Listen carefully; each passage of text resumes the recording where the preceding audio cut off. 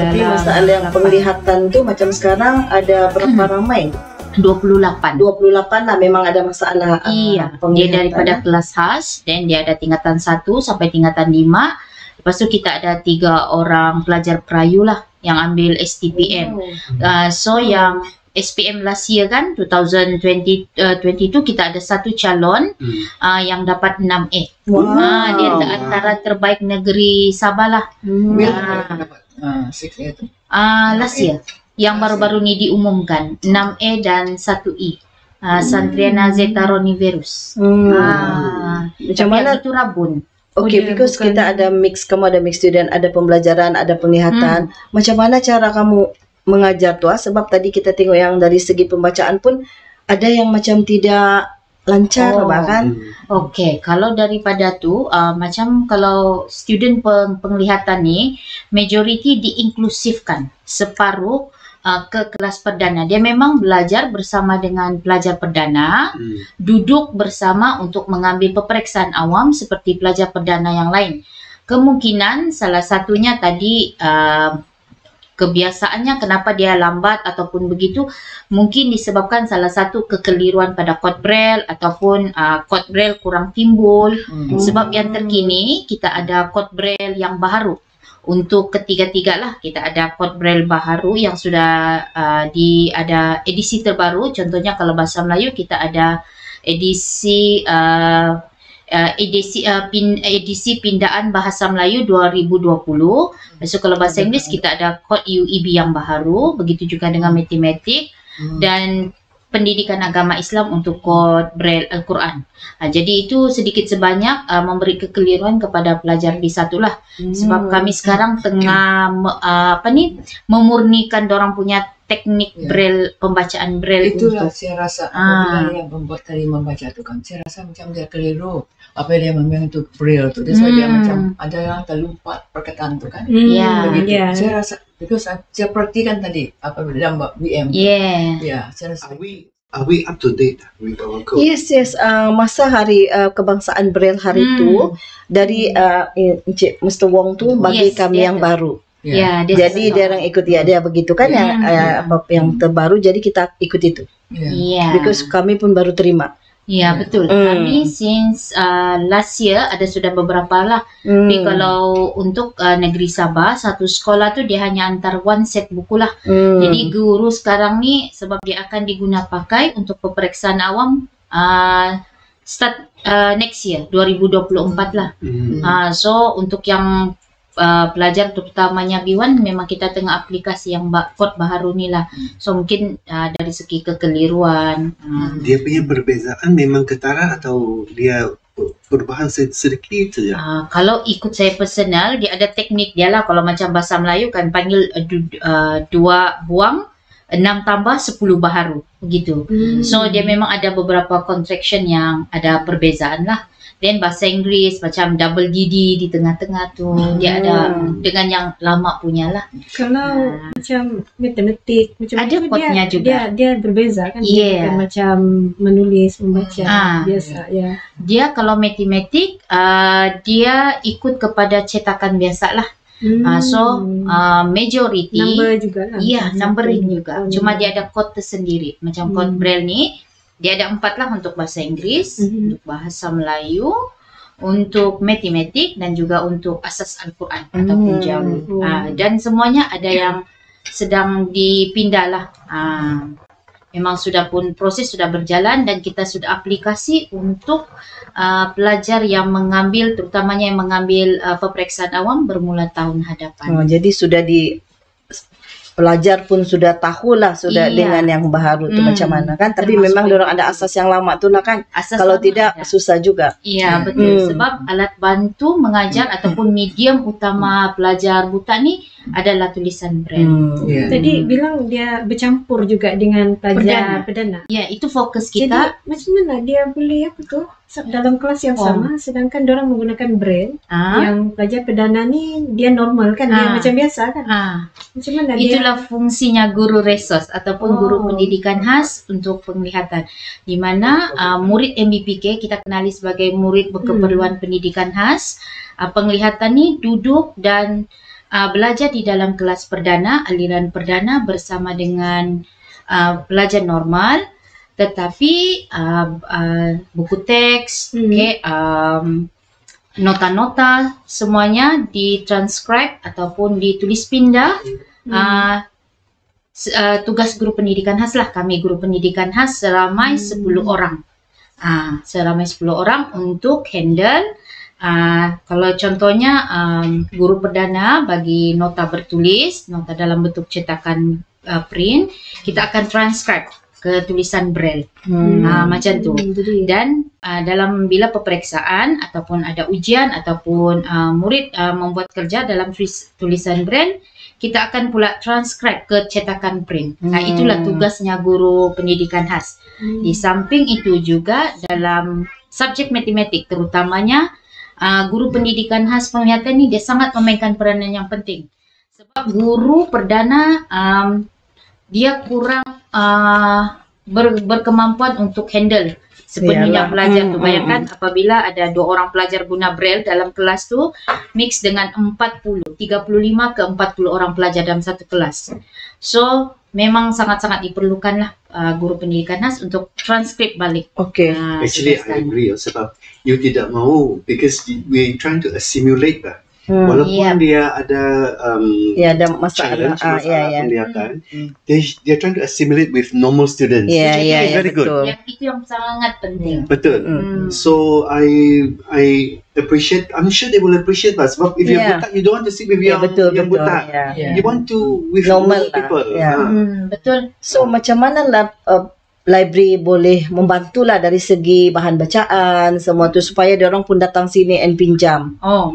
Okey, kalau dari segi kita sentuh soal buku lah untuk buku, kalau buku teks disediakan oleh KPM lah. Melainkan untuk rujukan antologi Komsas, ada beberapa buah buku, itu guru resos berperanan untuk transkrip dalam bentuk braille. Tetapi dari segi buku bahan bacaan tambahan untuk nilam tiap-tiap minggu pelajar, itu juga adalah atas dasar usaha guru sendiri untuk transkrip tulisan print kepada tulisan braille. Kalau dia punya workload terlampau berat, mungkin you boleh katakanlah you dibagi 4 judul. Mungkin you boleh bagi 2 kepada perpustakaan supaya you punya workload kurang sikit. Ya, memang. Sebab itulah menjadikan banyak buku yang kita tangguh sebab kita utamakan dulu kepada pelajaran bahan. Sebab tu kami memang produce braille. Tapi kami tidak tahu, sebab tu saya visit your place hari itu kan. Kita mau tahu bahan bacaan macam mana you perlu. Yang novel kah, dari macam mana punya. Jadi supaya kami boleh membantu di sini. Sebab kita ada staff yang boleh buat buku braille. Kita juga ada peralatan yang memang kita beli untuk membantu meningkatkan kita punya koleksi braille. Yang macam hari itu Puan ada visit tu kan. Saya sebenarnya ada surat sudah tapi lupa mau bawa, yang surat pinjaman berkelompok. Jadi itu atas dasar usaha sendiri untuk datang pinjam. Sebenarnya kita juga sediakan. Dan untuk pengetahuan, setiap tahun sekolah juga menghantar pelajar untuk menyertai pertandingan e-nilam pendidikan khas, sama ada peringkat negeri sampailah ke peringkat kebangsaan. Sebenarnya baru-baru ni kita sudah ikut join untuk e-nilam peringkat negeri, dan SMK Badin telah menghantar 6 orang calon. Lepas tu untuk ke peringkat kebangsaan, SMK Badin telah diwakili oleh 2 orang pelajar jugalah. Jadi e-nilam ni dinilai berdasarkan jumlah bahan buku yang dibaca oleh murid. Sekurang-kurangnya bagi kategori sekolah menengah 200 buah. Satu tahun? 200 buah dalam tempo dia bersekolah dari tingkatan 1 lah. Kemudian dia kena ulas balik. Dan disoal berdasarkan sekurang-kurangnya 4 buah buku tersebut yang telah pun dibaca. So adakah itu membantu? What is the impact like? Ya, sangat membantu. Salah satunya untuk menunjukkan keterampilan murid MBPK itu sendiri. Dan yang seperti kita lihat tadi, supaya dia tidak gagap di depan mikrofon. Bagi keyakinan lah. Bagus juga. So, apa pendapat Puan lah tentang pertandingan yang kami adakan nih? Sangat bagus, dan saya rasa ini adalah satu medium untuk kita war-warkan kepada masyarakat luar, awareness kepada pelajar pendidikan khas. Mungkin ramai yang tidak menyekolahkan anak, yang tidak tahu kewujudan SKPK Putatan, yang tidak tahu kewujudan SMK Badin, yang sebenarnya kita boleh tunjukkan dalam diri seorang murid MBPK penglihatan tu sebenarnya banyak kekuatan yang kita boleh tunjukkan kepada masyarakat. Sebab yang pertandingan Al-Quran pun kan yang dari sekolah kami juga Muhammad Iman Izzuddin. Oh, itu yang menang tu. Iya, dan dia baru sahaja habis STPM tahun lepas. Dia wakil menang. State level. Di kebangsaan. Betul. Kebangsaan. Dan dia menang. itu atas dasar usaha ayah dia sendiri. Dan sebenarnya dia pelajar mengalahkan tersebut semua tu. Betul. Pelajar tu dia totally blind, tetapi dia plus dengan autis sedikit. Apabila dia masuk ke SMK Badin, dia tidak terus ke kelas yang seperti kawan-kawan lain lah, diinklusifkan separuh. Dia duduk lebih kurang dalam 2 ke 3 tahun di dalam kelas khas. Tetapi apabila kami melihat dia boleh bergaul sudah dengan pelajar perdana, so kita masukkan dia ke kelas tingkatan 4. Selama 2 tahun. Kemudian terus ke tingkatan 6. Alhamdulillah. Kan itu maksudnya.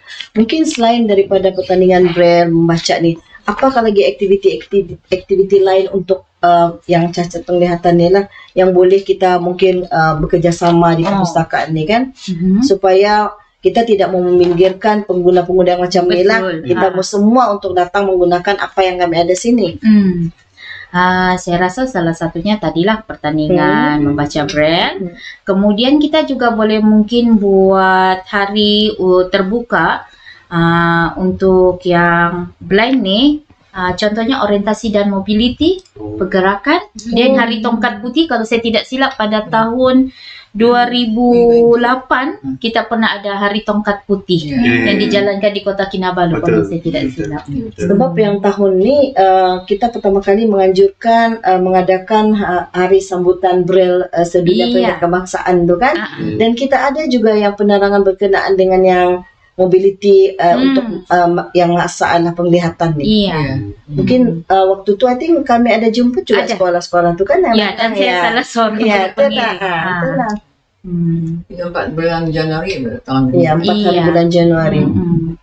Selain daripada penggunaan Braille di sekolah, ada kaedah lain untuk meningkatkan ataupun menambah lagi ilmu pengetahuan untuk golongan berkeperluan khas? Selain daripada mesin Braille, kita juga boleh guna, saya rasa salah satu mungkin yang boleh diaplikasikan adalah buku bersuara ataupun bahan apps daripada digital, pendigitalan lah. Saya rasa di sekolah. Saya rasa itu kita boleh aplikasi untuk murid yang kefungsiannya lebih rendah, yang tidak boleh merasa Braille dengan baik, sebab kita kena fikir sebilangan besar berkemungkinan MBPK penglihatan ni boleh belajar dengan baik, tetapi ada sesetengahnya mengikut enrollment yang terkini, kebanyakannya berada di kefungsian rendah. Kadang-kadang mempunyai masalah saraf untuk merasa, so dia tidak boleh baca direct daripada tulisan Braille. So mungkin kita boleh buat salah satunya melalui audio dengar. Maybe we can recommend di mana kami pergi perpustakaan negeri Sabah, go to SMK Badin, offer free membership to all the 28 murid yang masalah penglihatan, and then at the same time download Libby and show them how to download talking books supaya on the spot dia boleh menggunakan kemudahan ini. Kita sediakan. Adakah sudah datang hari itu? Saya rasa Puan Harita ada datang hari itu, tapi mungkin di perpustakaan Cawangan Tuaran. Saya ada maklumkan kepada Puan Harita yang memang your school interested. Mungkin one of these days kalau ada masa dia akan tempat kamu lah untuk membantu dan juga untuk memudahkan dia lah, kasih free membership. Dan have to show them each private apa ni lah, one-to-one punya instructions biar dia tahu, you know, how to go in, how to download, how to open, how to, you know. Itu biasanya that's what they're going to do lah kalau dia orang buat latihan tu. Tapi makali dari tempat kamu dia akan special case sikit lah sebab dia mesti one to one tu kan. Mesti one to one. Atau trainer dia cikgu mungkin boleh. Lagi bagus. Boleh panggil boleh tidak masalah. Saya tidak tahulah kamu punya masa untuk datang. Kalau misalnya kami tidak boleh datang, kalau kamu datang sini kan macam mana kan. Tapi tengoklah mungkin boleh juga lah daripada dari kaki tangan sini untuk pergi tempat kamu tu. Ataupun kami dijemput mengikuti bengkel pun boleh juga. Tengoklah macam mana kita tengok nanti macam mana. Orang tenaga pengajar di situ? Kami ada lebih kurang 10 orang untuk MBPK penglihatan di SMK Badin. Seorang penolong kanan lah. Dan murid seramai 28 orang. Dan ini pun sangat bagus ya, terutamanya kepada pelajar yang menduduki peperiksaan STPM. Disebabkan penggal kedua mereka kena buat kerja khusus. So kena kerja khusus tu kena kita kajilah beberapa jurnal yang berwasit. Jadi mungkin kesukaran pelajar untuk datang ke sini disebabkan salah satunya pelajar tinggal asrama, kekangan daripada segi pengangkutan, tinggal di tempat yang jauh. Ketersampaian ke perpustakaan ni adalah orang bilang agak susah. Jadi kalau dibantu dengan aplikasi begitu, mungkin memudahkan pelajar untuk mencari bahan rujukan. Remember or not, long time ago, bila kami start kita punya AV service ni kan, banyak orang buta tidak ada. We were providing cassette and CD lah. Kami beli cassette player, CD player, kami pinjamkan kepada yang memerlukan. Yang memerlukan. So we can do the same thing. Kepada murid yang tidak sanggup membeli alat whatever equipment kan, we can buy and pinjam lah kepada apa ni? Macam pinjamkan buku lah begitu. Apa yang diperlukan lah. Give them CD players. Dulu. Tiada sudah. Tiada sudah kemudahan CD players. CD memang tidak. Saya mau macam tadi tu pergi bertanding untuk membaca Braille. Cuma yang sekolah rendah cuma 2 orang. Kenapa ya? Mungkin dia bergantung kepada jumlah B1. B1 ni bermaksud yang totally blind. Kategori itu. Ya, mungkin belajar dia, mungkin murid dia tu lebih ramai kepada B2. B2 tu maksudnya dia ada separa lagi penglihatan. So dia tidak menggunakan Braille, dia still menulis. Kebiasaannya Braille ni hanya digunakan oleh orang yang B1, maksudnya yang totally blind. Dia ramai lah. Tadi yang pelajar-pelajar yang ikut bertanding tu dari tingkatan berapa ya? Tingkatan 1, 2, 3 dan 4. Tingkatan 5 tidak ada sebab perabot 2 orang. Jadi dia tidak menggunakan kategori itu. Itu. Yang Johan tu tingkatan berapa? Yang Johan untuk bahasa Inggris tu tingkatan 2. Yang Johan untuk bahasa Melayu tu tingkatan 4. Dan yang Johan untuk bahasa Inggris tu itulah wakil negeri Sabah ke pertandingan Inilam Pendidikan Khas Peringkat Kebangsaan yang baru berlangsung. So dia nampak tidak berapa gugup depan mic kan. Nampak yakin. Dia sudah biasa. Confident level dia ada. Exposure lah. Itu bagus juga lah. Ini salah satu platform untuk diorang berlatih lah kan, untuk pergi ke peringkat lebih tinggi. Kamu macam ketua orang dan tidak dapat kena bagi begitu kan, tapi bagi saya sebenarnya mereka ni semuanya bagus, boleh jadi gerakan mereka, cuma mereka macam ada gantar sedikit, berapa terekspos terjadi dalam segi membaca Braille ni di depan orang ramai. Actually Dato' Roslin ada merupakan presiden kepada Majlis Kebangsaan Orang Buta Malaysia, dan Encik Wong adalah merupakan pegawai eksekutif lah untuk yang Sabah Society for the Blind. Jadi mungkin ada keperluan yang boleh Tuan ini membantu, mungkin boleh lah kan? Boleh, kami mau mesin Braille. Setakat ni di sekolah ada berapa mesin Braille? Masih tidak pasti berapa, tapi semakin kritikal, maksudnya kebanyakannya sudah ke arah rosak lah. Dan pertambahan Pekin Braille. Yes, Pekin Braille. Tapi Pekin Braille pun mahal loh kan? Sekarang 2,000. No, sekarang macam kalau dulu 5, yang mungkin terkini hampir 7 kali. 7 sudah ya. Ataupun magnifier lah untuk yang B2.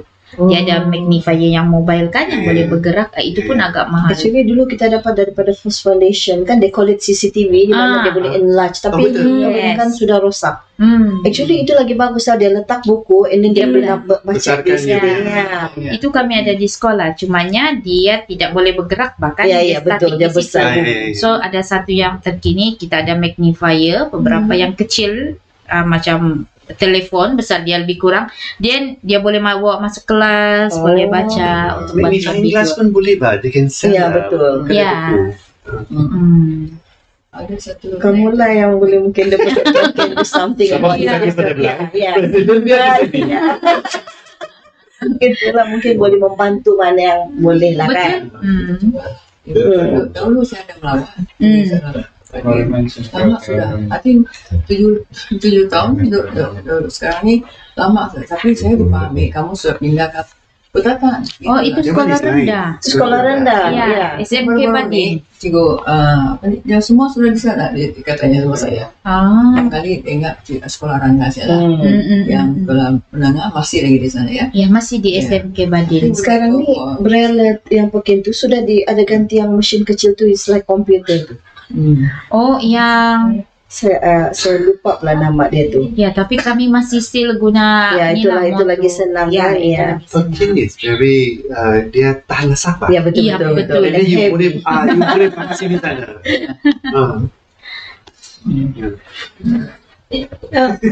Mungkin untuk Datuk lah kan, mau tanya lah untuk aktiviti kita yang hari ini, yang tadi kita berlangsung tu, dari sudut pandang Datuk lah kan, adakah ada ruang untuk improvement, penambahbaikan untuk aktiviti itu? Saya rasa pada pagi ini kita mengadakan ini bacaan braille. Saya sangat menyokong sekali lah. Saya rasa boleh tahan ini terus-teruskan negeri ini mengadakan braille lagi, sedangkan di antara bangsa mereka sekarang di KIB tapi saya akan usahakan untuk bertanya balik, revive balik, dan mereka yang mana bertanya sini boleh menyertai dalam pertandingan di antara bangsa ya. Tapi memang saya sangat kagum sekali bahwa kamu sekarang negeri Sabah ini sentiasa tidak tinggal banyak aktiviti yang saya rasa banyak mendatangkan hasil kepada mereka lah ya.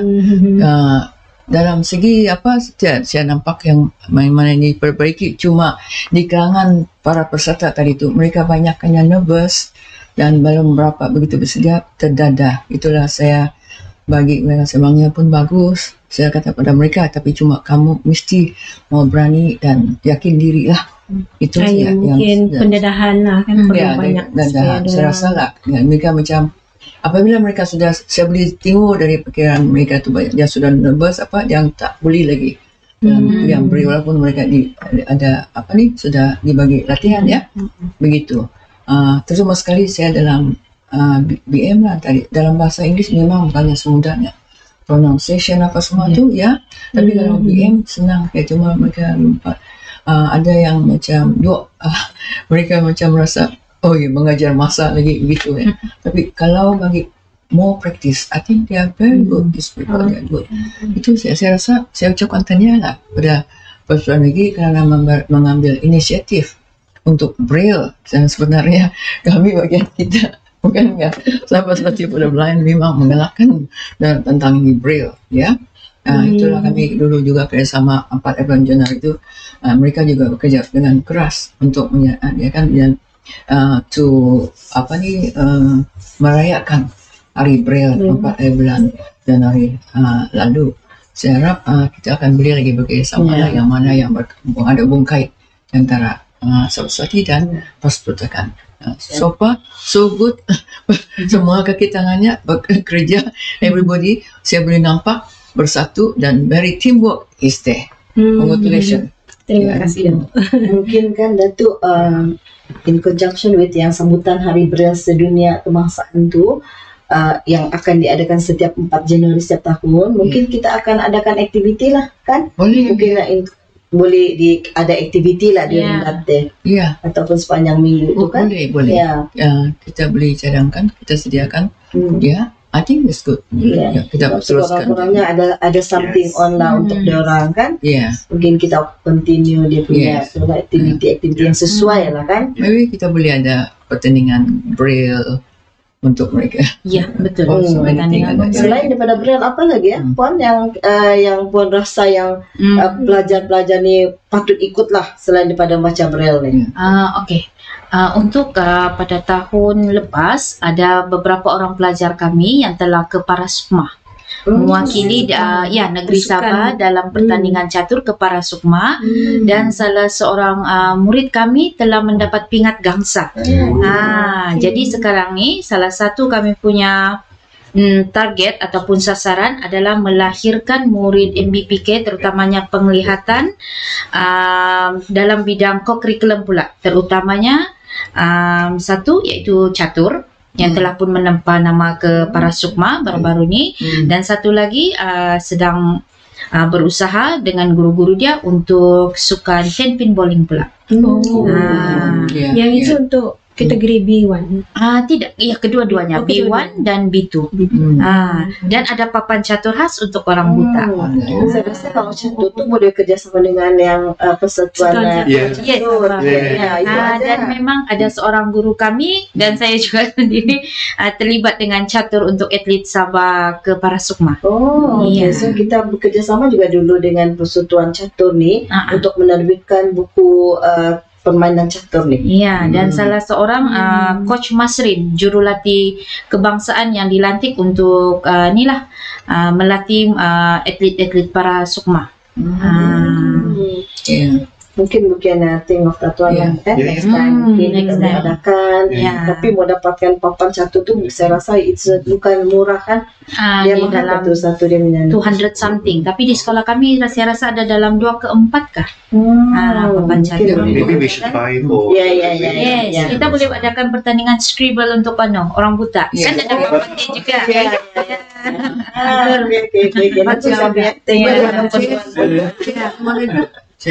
Chess pun ada. Memang ada. Nanti boleh bikin bantuan untuk tu kan kami yang peruntukan mungkin insya-Allah nanti try lah. Dat pun mereka boleh buat juga untuk play. Setakat ni belum lagi lah, cuma 2 10 pin bowling yang kita boleh mungkin ke Parasukma, 10 pin bowling dan catur. Since benda tu dipraktiskan di sekolah. Memang mungkin kita boleh buat pertandingan itu di sini. Boleh kan? Kita melibatkan golongan yang berkeperluan juga. Boleh hingga perpustakaan yang akan datang. And to make it more interesting, mungkin kami boleh jemput dari Sarawak. Walaupun tempat dari Sarawak datang untuk sini, so that they can exposure balik kan? Betul. Mungkin kita ada competition di kalangan mereka juga. Mereka boleh bawa datang kemari Mungkin selain daripada kita adakan pertandingan membaca lah kan Mr. Wong dalam braille, adakah cadangan rasanya ataupun kita buat pertandingan menulis tu lagi dalam braille? Boleh. Instead of membaca, kita ada pertandingan menulis. Mesti ada ada rasanya buat itu kan. Pertandingan menulis braille, kasih tajuk lah barangkali kan. Kami pernah buat di sekolah lah untuk menguji kelancaran murid membraille. Dipanggil membraille lah. Kita panggil membraille lah. Kita bagi satu petikan untuk menjadi judge kami. Baca dan braille, baca dan ada yang belum tahu pun baca. Bagus juga kan. Sesuatu yang boleh kita fikirkan sama-sama kan untuk membantu kita punya pelajar-pelajar golongan istimewa yang cacat penglihatan. Yang satu sangat baik sekali. Mungkin Mr. Wong, apa harapan Mr. Wong kepada perpustakaan di Sabah lah dalam konteks sebab kita tahu sekarang perkembangan ilmu di globalisasi begini kan sangat pesat, tapi keperluan untuk golongan yang berkeperluan khas ni dari segi mendapatkan ilmu tu masih terhad. Jadi apa harapan Mr. Wong? Perpustakaan diwujud untuk orang ramai. Ini termasuk orang biasa dan juga yang seperti sekarang yang ada masalah penglihatan. So sebagai satu institusi umum, kita terpaksa inklusif, menjadi inklusif supaya tidak kira siapa, whether they are sighted or not.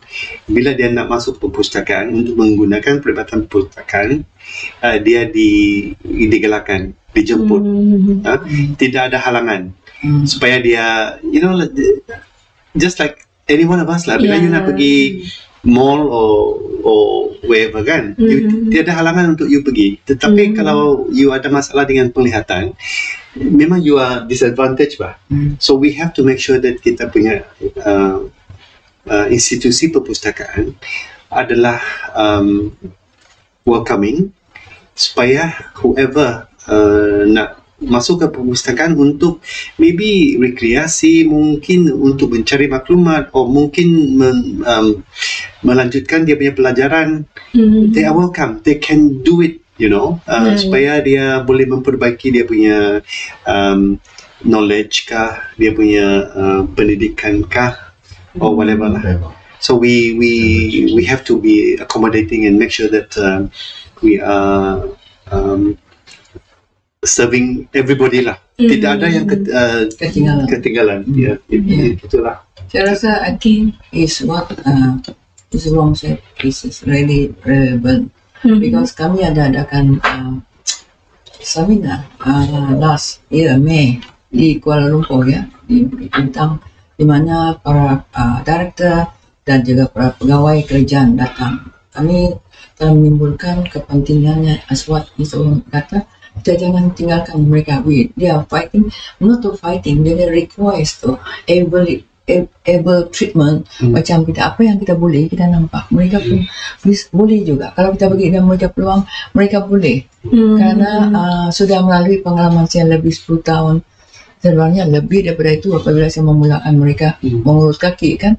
Yang celik saya bagi uang di kerajaan, pergi baru tiada saya nampak mereka di mana. Tapi mereka ni dibagi sekian-sekian, dilatih, mereka boleh buka berjaya buka center perniagaan mereka, dan mereka tawarkan pekerjaan di dalam mereka juga.